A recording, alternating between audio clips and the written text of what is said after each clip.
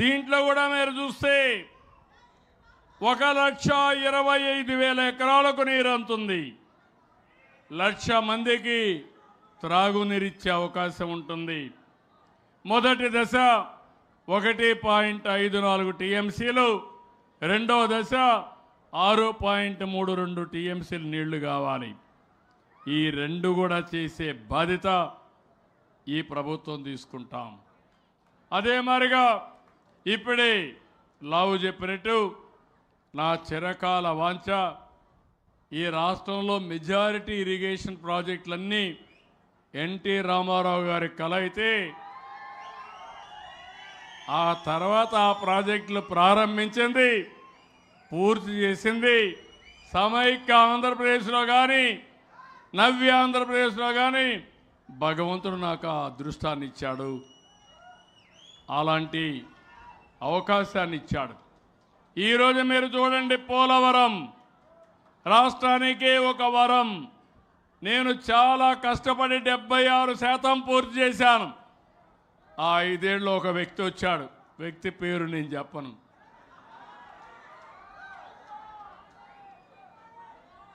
ప్రజావేదికతో విధ్వంసంతో ప్రారంభించి రాష్ట్రానికి వరమైనటువంటి పోలవరాన్ని కూడా విధ్వంసం చేసే పరిస్థితికి వచ్చాడు.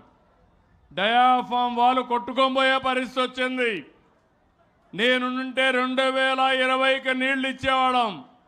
ఇప్పుడు మళ్ళీ నేను వచ్చిన తర్వాత 400 కోట్లు పెట్టి గోదావరి పాలైపోతే ఇప్పుడు 1000 కోట్లు పెట్టి మళ్ళా దాన్ని పూర్తి చేసి 2027కి జాతికి అంకితం చేసే బాధ్యత ఈ ప్రభుత్వం తీసుకున్నాం. కేంద్రం కూడా పూర్తిగా సహకరించింది. అదైన తర్వాత ఆలోచిస్తున్నాను, ఏ రాష్ట్రానికి లేనటువంటి అవకాశం మనకు ఒకటి ఉంది. వంశధార శ్రీకాకుళం మధ్యలో చిన్న చిన్న నదులు వాగులు అన్నీ ఉంటాయి. గోదావరి జిల్లాలు, కృష్ణా ఇక్కడ పారుతూ మీ దగ్గర కూడా నాగార్జున సాగర్ ఉంది, కానీ మాచర్లకు మాత్రం నీళ్లు లేవు. పక్కనే నాగార్జున సాగర్. ఇక్కడి నుంచి రాయలసీమకు పోతే పెన్నా నది ఎండిపోయే పరిస్థితికి వచ్చింది. మళ్ళీ అన్ని నదుల్ని జీవనదులుగా చేసే బాధ్యత మన రాష్ట్రంలో ప్రతి ఒక్క ఎకరాకు నీళ్లు ఇచ్చే బాధ్యత, అన్ని నదుల్ని అనుసంధానం చేసే బాధ్యత ఈ ప్రభుత్వం తీసుకుంటాం. ఇప్పటికే గోదావరి కృష్ణా కలిపాం, తొందరలో గోదావరి వంశధార కలుపుతాం. అక్కడి నుంచి నేరుగా కృష్ణా నుంచి మళ్ళీ నీళ్లు తీసుకొచ్చి కృష్ణదేవరాయలు గారు చెప్పినట్టు నాగార్జున సాగర్ కుడి కాలువకు కూడా నీళ్లు పడేస్తాం. ఇప్పటి వరకు కృష్ణా డెల్టాకే ఇచ్చాం. కుడి కాలువకు నీళ్లు ఇస్తే ఇంకా చివరి భూములకు కూడా సమస్య లేదు.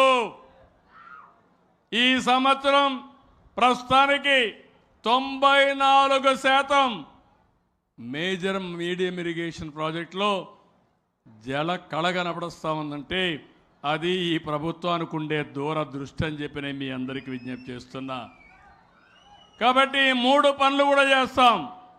ఈ 3 పనుల వల్ల ఈ ప్రాంతంలో ఎలాంటి ఇబ్బంది లేకుండా ఒక పక్క వరికపుడి సెల, ఇంకో పక్క నీళ్లు నాగార్జున సాగర్కి వచ్చే విధంగా, ఇంకో పక్క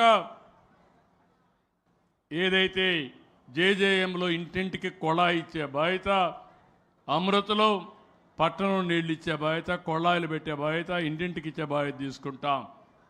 అదే మరి ఇంకోటి అడిగారు, ఏవైతే మిరప బోర్డు కావాలన్నారు. నేను తప్పకుండా ప్రయత్నం చేస్తాను, కానీ అది వచ్చే వరకు ఇంట్లో కూర్చుంటామని మీరు మాత్రం యూరియా వేసి మిరప పండిస్తే కొనేవాళ్ళు లేరు. ఒకప్పుడు టెస్టింగ్ ఉండేది కాదు, ఏదో మనం